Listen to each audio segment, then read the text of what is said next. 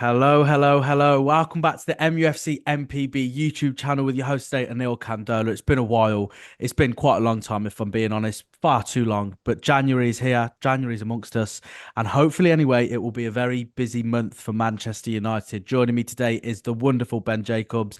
Ben, thank you once again for joining me. What are we thinking with this transfer window? I know you're very busy on a normal day, but when it comes to the January transfer window, and more specifically Manchester United, can we expect a bit of movement?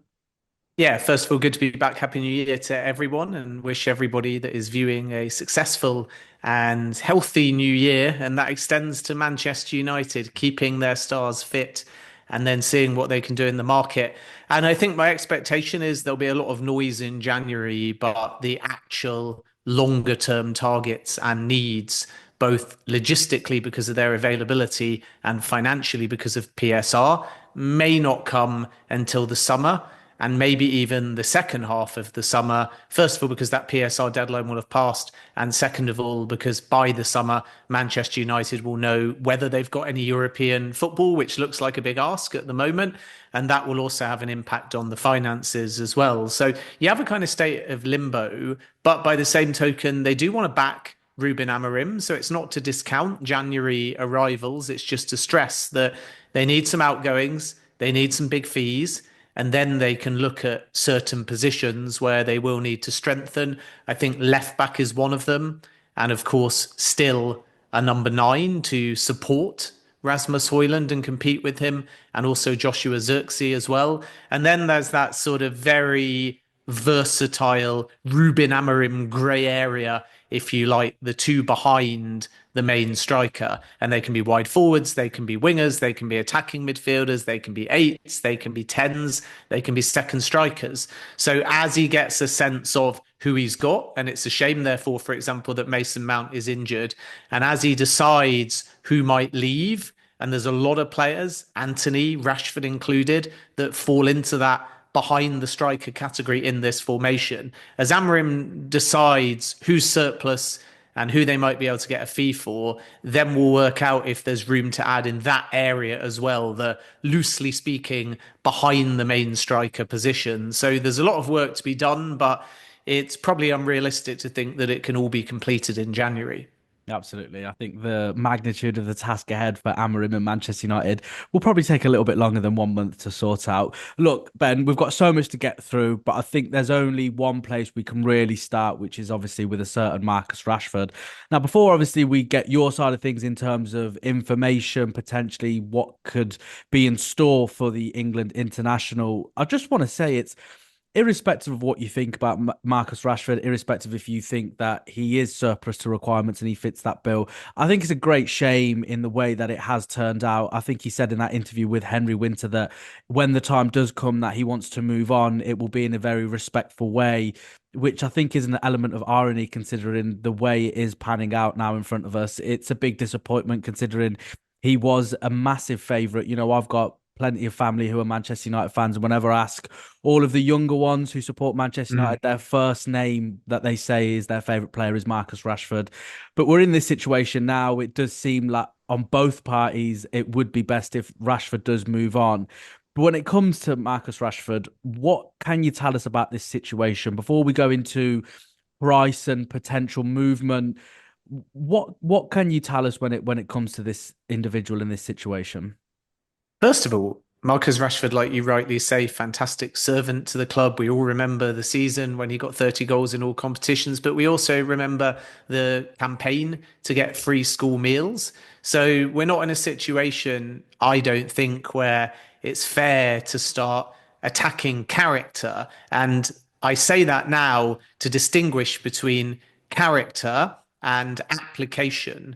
And one relates to training, anything from how hard or how team orientated you are, through to all of the little things like, do you get on with your teammates? Are you a positive influence in matches? Can you change things tactically? Can you raise the level of others? Can you be collaborative as well as individual brilliance? And I think a lot of this Rashford situation is down to a football challenge as to how he can be integrated into this squad, as to how, as he ages, he can raise the level of his teammates, and how he can get back to doing the basics right, including, of course, scoring regularly. And Ruben Amorim is kind of a fresh pair of eyes in the same way that Ten Hag came in and took a very early call on somebody like Jadon Sancho. But what I don't want to imply is that this has to do with Rashford's off-field character, because he's a fantastic human being. He's clearly in love with Manchester United, and I think in an ideal world, he also would love it to work. But as you rightly say, there is an appreciation that it may be best for Marcus Rashford to move on in 2025. Now, whether that's January or the summer, we'll have to wait and see. And some of that is down to Ruben Amorim. Some of that is down to Rashford. And can he react and force his way back in? But when you get to this point where there's 4 games where you're left out, there's 1 game where you're brought back, but you don't get any minutes, if he doesn't feature in the game against Liverpool, or perhaps worse still, if he's picked but doesn't get any minutes, you start to feel like there's an asset protection, because it's one thing dropping a player, but over a long period of time, if they're training and still not in the squad or getting minutes and a window is open, you can also make an argument that there's an element of, let's make sure that he doesn't get 20 minutes off the bench or 90 minutes from the start, get an injury, and then the ability to sell him in January is potentially taken away from you. So there's a lot of moving parts here. But the bottom line is that if it gets to the point of concrete negotiations, and we're not there yet, but we can talk about price and structure and suitors in a moment. But if it gets to that point, then this is a collaborative process between Amorim and, of course, Manchester United's hierarchy. But before that point, it's all Amorim. He's the one deciding everything. He's under no pressure to either play Rashford or not. He's under no pressure to resolve the situation. He's under no pressure to put out any kind of public messages. Manchester United are reactive, not proactive. They're letting Amorim decide and speak to the media, and then they are supporting that whilst it remains a football decision. If it gets to the point where offers come, or Manchester United's hierarchy, along with Ruben Amorim, think that it's right to put him on the market, that's when your Jason Wilcoxes, your Omar Baradas and so on start getting involved. And even though the window is open, we're not there yet, because there isn't actually a formal or concrete approach so far for Marcus Rashford. And I'll pause there and we can come on to why and the suitors in just a moment. But remember, it's a January window. It is a seller's market usually. So from a buyer's point of view, if the price or the wage or the structure is not preferable, you may wait and wait and wait and wait in the hope that eventually you corner the suitor into the deal that you're looking for. And that's why, if no one's prepared to meet either Rashford or Manchester United's terms, it might take a little bit longer in this window before we get any clarity, because that's a kind of classic buyer tactic in a very short window that traditionally favors the seller. Yeah, for sure. There is obviously a lot to go on with Rashford. We could probably spend the whole podcast talking about Rashford. There is obviously a lot to go through. But to round the Marcus Rashford conversation up there, you alluded to a little bit, Ben, in terms of a price and potential suitor. Look, I think there would be several people interested in Marcus Rashford when it comes to bringing that individual to their football club or respective team, or however you want to shape it up. But as you've said already, in January, it's always a very difficult time to maneuver and secure business for all sorts of reasons, as you've already pointed out a couple of them there. But in terms of a potential destination for Marcus Rashford, now, of course, the wages, I think, is a very big stumbling block for a lot of clubs when they do express their interest in Marcus Rashford. But one country or one area or one league that certainly won't struggle for money is Saudi Arabia. Now, Ben, I know you're one of the best in the business when it comes to Saudi Arabia and the Saudi Pro League and a lot of what's going on there. So could Marcus Rashford potentially find himself in the Saudi league, considering the wages that he's on at the moment? That's kind of you to say. It's tough for Saudi because they don't lack the budget, but they lack the space. And heading into January, a lot of the Saudi teams have filled their any age foreign quota. So for those unfamiliar, you can sign 8 players of any age and then two further ones who are 21 or under.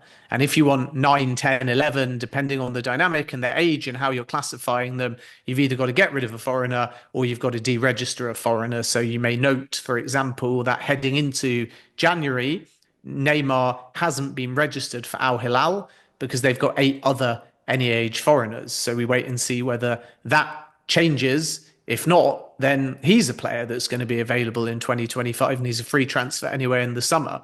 So from Saudi's perspective, it's complicated because you have the central deal makers led by the SPL sporting director Michael Emanalo and the individual club sporting directors, and they're not always on the same page. And therefore, there are clubs out there that do not need a left forward or a left winger, but who knows? They might still get one in the same way that Al Ahly signed Ivan Toney, and they were really looking for a left back, a holding midfielder, and a left winger. But Toney was where the budget was put. So Saudi can be a bit unpredictable.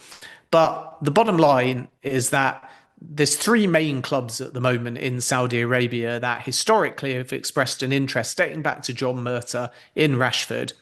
And all of them are really waiting to see whether the player's changed his mind about going there, or if he thinks that it might be detrimental to his development and ultimately his 2026 World Cup chances. The first club is Al Ahly, who do want a left-sided player, whether forward or winger. They're using Firas Al Burakan at the moment, who is one of the star Saudi national team players.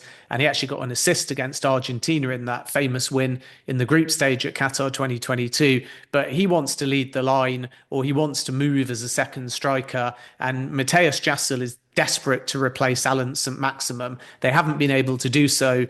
And that's why Firas is currently playing effectively as a left winger or forward. So Rashford would make a lot of sense, but they got to lose a foreigner first. And unless, for example, Bobby Firmino, who's now captain, departs, it's hard to see who else may go. So that won't be routine. And Rashford is not the only target. Ademola Lookman is a very ambitious target for Al Ahly. Highly, highly unlikely that he would consider Saudi now, certainly not in January. But it just shows that Rashford is not the only target for Al Ahly, but he's one of them if the sort of stars align or the various moving logistical parts allow them to move. Then you have Al Ittihad, who were the most concrete suitor for Rashford over the summer, but they ended up bringing in Steven Bergwijn. He's in excellent form, so they have less need now to strengthen in that position. And the final club, not a PIF one, but very rich because they're owned by Aramco, is Al Qadsiya. So keep an eye on those 3 clubs. Then there are some suggestions that MLS has an appetite for Rashford. I'm not so sure that he'd want to go there, but the MLS deals sometimes, not in every case, are funded centrally with support from MLS and Apple, the streaming partner, as with Lionel Messi. Rashford clearly doesn't quite fall into that category, but he might be able to get a package if there is MLS interest, providing that there's central support. And I'm told that the club that at least has asked the question, though nothing is particularly advanced at this point, is Seattle. And they've had an internal conversation. And the reason why it's Seattle is because they are a Club World Cup representative, which is of appeal to anyone they may wish to sign.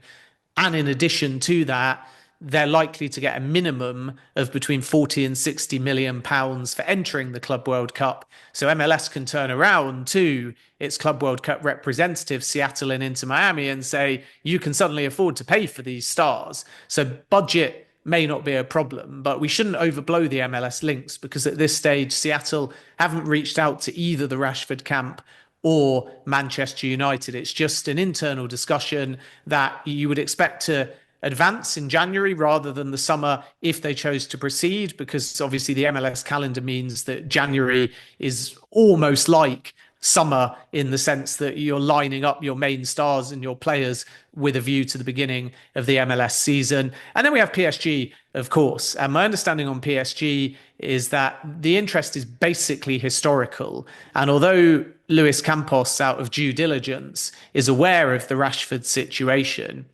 the old PSG conversations with Rashford before he signed his new 5-year deal were done direct with Nasser Al Khalifi. And at the time, Al Khalifi felt that Rashford was using PSG's name for leverage for what he wanted from Manchester United. And they're not prepared to return unless a situation arises where one, Rashford says he definitely wants to join PSG, and two, the price and the wage are right. And PSG are moving away now from this sign a Galactico, pay a big wage. And Luis Enrique also wants more of a central attacker, like an advanced eight, number 10, or a false nine. And Rashford can play in that position, but we know that he's predominantly left sided. So I'd keep more of an eye on PSG and possibly a profile like Christopher Nkunku if the player asked to leave. I think it very unlikely that Chelsea would list Nkunku or offer Mm. Nkunku. But if there was ever a situation where Nkunku said, I want out, then as I think I've told you before, my understanding is Manchester United, despite the links, not in the mix for Nkunku. PSG might be, and Luis Enrique would probably prefer that kind of profile to one like Marcus Rashford. And then, of course, we hear links with Arsenal, especially with Raheem Sterling injured, and Tottenham, who did have a historical interest in Rashford. But at the moment, there's been no approach, nothing advanced from either of those clubs. And the last point on this is that nobody's really going to come to Manchester United off the bat this early for the point I made before, because buyers may wait. But also, there's not a clear understanding in the market at the time of recording as to what Manchester United might actually be prepared to cede on. So the starting position on day one, day two of the window is you want Rashford, sure, make an offer. He's got plenty of time left on his contract, minimum 40 million. And in addition to that, Rashford will want a very high wage. But as you get towards the end of the window, will Rashford do what Sterling did and make a slight wage concession? And will Manchester United move from loan with obligation or permanent sale to loan with option? And then it becomes far more appealing to a much wider array of suitors. Because right now, we can't say Rashford is available definitively on a loan or a loan with an option. We can't say definitively that Manchester United are going to pay 50% or more of his wages. And Yeah. we can't say that Rashford, who's only recently signed a new deal, is going to take a pay cut. But if in the next 3 weeks or so, he's simply not playing and he's still a Manchester United player, then that position of either Rashford or Manchester United may change and suddenly more buyers might come forward. Yeah, for sure. Thank you for that, Ben. I mean, that pretty much sums up everything when it comes to Marcus Rashford. I think one name in particular that has been linked with coming to Manchester United almost finds himself in a very similar position when it comes with Victor Osimhen. Now, Osimhen was obviously at Napoli. He not quite burst on the scene. He's been a very, very good player for them for a number of years, but he really came into prominence when the world started to see when Napoli, of course, won Serie A. Now, this was an individual that was almost guaranteed playing time at Napoli, and for one reason or the other, he is not exactly on their top list. He finds himself currently on loan away from the club, which would indicate that his future lies elsewhere away from Napoli. So there is almost a very similar situation when it comes to a massive name at a club who you would almost never think a situation like this would unfold, yet here we are. Now, of course, we do hear a lot of contrasting reports. Manchester United, are they on the lines of FFP? Do they have to be worried and constantly looking over their shoulder? Do they need to sell in order to buy and all of this stuff? But Osimhen, I think, does provide a very unique situation if it comes to certainly a loan move in January. Now, could we find a situation where Marcus Rashford leaves and Victor Osimhen comes in? Or are we playing career mode on FIFA a little bit too much with this one, Ben? Yeah, I think Osimhen mid-season is going to be very difficult, not just because of the finances, but he's actually very happy at Galatasaray, so may see out that full loan tenure and then go in the summer. And obviously, if he does so, you're in a situation where there's an easier sell as far as Napoli are concerned because there's more time, there's likely to be more suitors. And from Osimhen's point of view, he's got more chance of getting the kind of package that he would be looking for financially, which is a minimum of 250,000 a week in the summer rather than January. So I don't think it's likely that something is going to be cut short at Galatasaray at this point. And therefore, come summer, if Manchester United were to enter the conversation for a player like Osimhen, they would need likely a form of European football. And as you've alluded to, some significant outgoings. Maybe that's an Anthony, a Rashford, a Casemiro. And then there's just players that you would take off your wage bill, even if they're not commanding big fees. And Lindelof is probably a decent example of that. So it's probably a bit dreamland to think that Manchester United can enter the race for Victor Osimhen in January and very possibly any other club as well. And then come summer, the only real advantage is that the release clause in Osimhen's contract is basically halved. It's somewhere in the region of 75 million euros, which is what, about 65 million quid. And because it's over between Napoli and Osimhen, and there's seemingly no way back, and Napoli have got Lukaku now, you might even find that for the right structure, Napoli are prepared to do business more in the region of 55, 60 million, which might seem very low, but you got to look at the fact that if you can't get rid of him, then you're in the same situation where you're scrambling. And it's not ideal for Napoli because they didn't bring in the fee they were looking for. It's not ideal for Napoli because they've not got him permanently off their wage bill. And it's not ideal for Osimhen because he's playing in a league that he wasn't anticipating. So, of course, there'll be suitors for Osimhen, and we're going to see a summer of big name strikers on the move. Victor Gyökeres is another one that needs to be watched very closely, and there's Premier League interest there. At the other end of the extreme, you've got Jonathan David available on a free transfer. You've got Liam Delap, who I think we can call Chelsea very serious about and potentially front runners at this early stage, but for the summer, because Ipswich probably are not going to look to do too much business in January. And Evan Ferguson, another name that Manchester United have looked at as well. No new links at this point, and he has to prove his fitness, but Brighton will decide whether or not he's available on the market. And there's interest from Fulham and West Ham, and if it became economical, Arsenal. But a lot of clubs that sort of see the January option, and Manchester United are the same, either can't get the structure they're looking for to execute that deal, or in some cases, Arsenal being a good example, they don't have the Premier League loan spots. So if Ferguson becomes available, that's one thing. But if Brighton are not prepared to give you a loan with an option, so you've got to go obligation, and then you're committed to a player that hasn't proven his form or fitness recently, or alternatively, it's a permanent sale because you've filled your loan spots, then you have to stump up the fee. And that's not something in Arsenal's case that they are likely to do unless a price for Evan Ferguson drops significantly. And Manchester United, coming back to them, are in the same boat. There's no real economical way, even on a loan, of getting Victor Osimhen. And I'd add one more thing for Manchester United and Osimhen, and the same for Chelsea as well.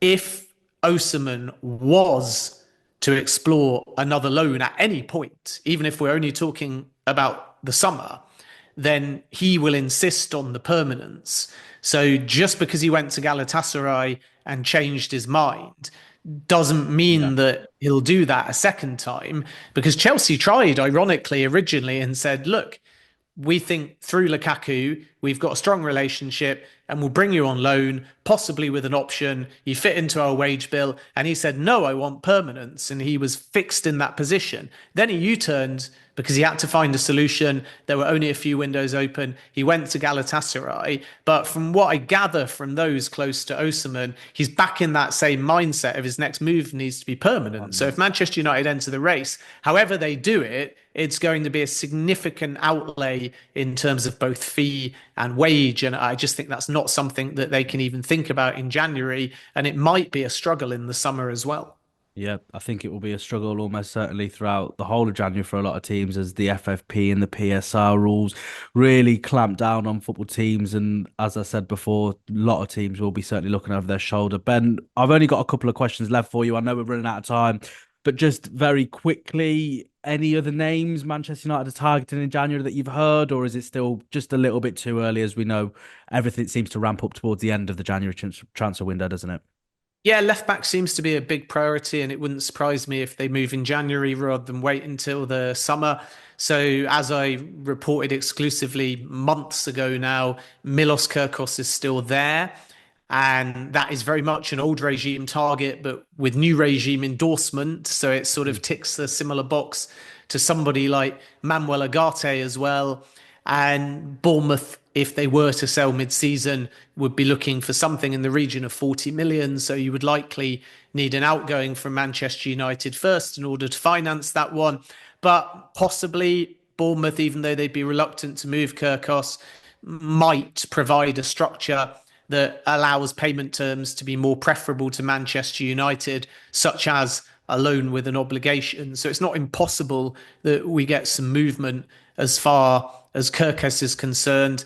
And then there will naturally be links with Nuno Mendes as well at PSG, because Ruben Amorim was the manager that gave him his debut at Sporting. And he's on the list as well. There's probably up to 5 relatively young profiles of left backs that Manchester United are currently looking at. So that's a big target. Possibly a number 2 goalkeeper, if not in January, the summer. And then, as we've already alluded to, it's those moving parts of what if Anthony went? Well, you'd probably strengthen with a wide, versatile attacker. The same can be said for Rashford. Xerxes, I know we're hearing a lot of reports, and it's true that there's a couple of Italian clubs that are attentive to that situation, particularly Juventus, but the player wants to make it work. And it would be relatively embarrassing, wouldn't it, for Yeah. Manchester United All if they parties sold win. him so soon, Yeah. all parties. But I think that Xerxes will feel 2 things. One, that he hasn't had a fair crack to sort of settle. And if you think how long it took Rasmus Højlund in his first season to find a scoring streak, it was definitely the second half of the season. I think it was either the festive or the January, February period when Højlund suddenly started finding goals for fun.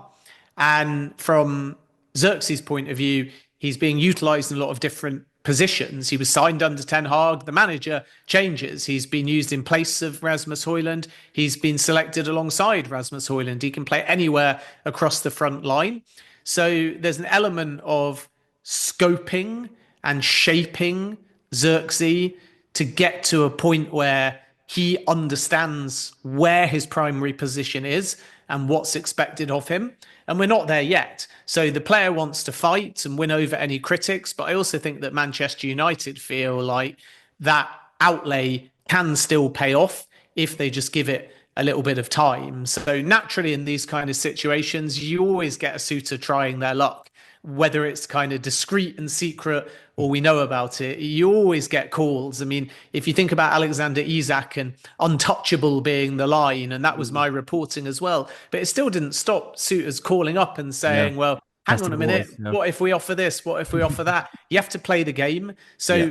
this is why you get a lot of, not even rumor, but whispers or out of context facts that have some substance because so and so did make a call about Xerxes, but it's not always an indication that the player will be on the move. And to reiterate, this is not a Xerxes character that has given up, thrown in the towel, feels like being subbed is an indication somehow ridiculously, I know, that his Manchester United career might be over. This is a Xerxes that wants to fight back. And Amorim is impressed by his mental toughness and his resilience. So once they get him playing regularly, acclimatized, and him understanding what his position is going to be, whether lead striker or across the front line, at that point, there is still a belief in the second half of the season that the signing can pay off. So I think with that in mind, it's less urgent to be saying they need that striker now or even that central player now.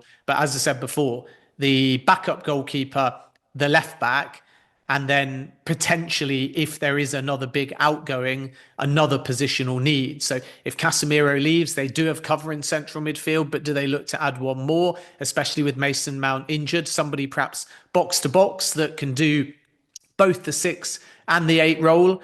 Or alternatively, do they go for like a wide winger or forward if the likes of Anthony or Rashford left? So once again, you've got to focus first on the outgoing, which is why some of the targets are not clear. When it's obvious not just who's leaving positionally, but how much money they can bring in from a potential departure, that's when we'll start to understand what's feasible for Manchester United in January. So, unfortunately, an element of patience from the fan base is probably going to be needed, which I'm sure nobody listening will like to hear on January the 2nd.